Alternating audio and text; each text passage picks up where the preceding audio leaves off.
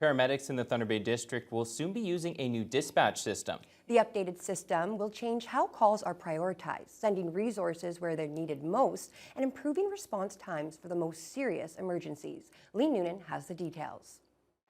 Superior North EMS will be switching over to the new medical priority dispatch system at 1 a.m. on January 24th. The change has been years in the making, and EMS Chief Shane Muir is excited to finally say goodbye to a system he calls antiquated.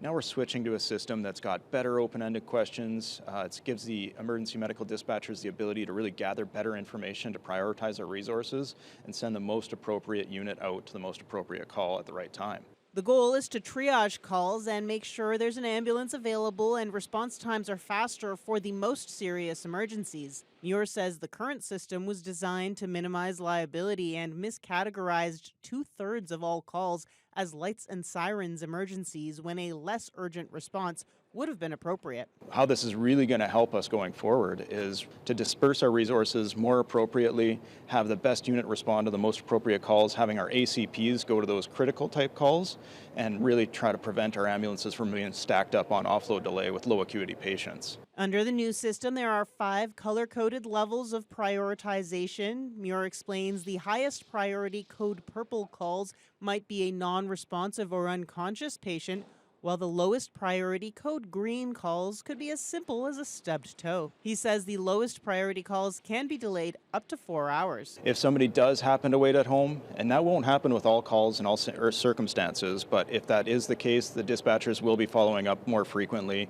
doing check-ins and making sure you're okay at home. The new system is also expected to improve working conditions for paramedics and help avoid burnout. Now that we have actual coding for low acuity responses, we can better manage our resources. And some way we might do that is have our paramedics actually get their breaks so they're rested, recouped, and ready to respond to that next call. Muir says paramedics are cautiously optimistic about the new system as they await its implementation. For his part, he's confident it will be a benefit to his staff and will help with retention.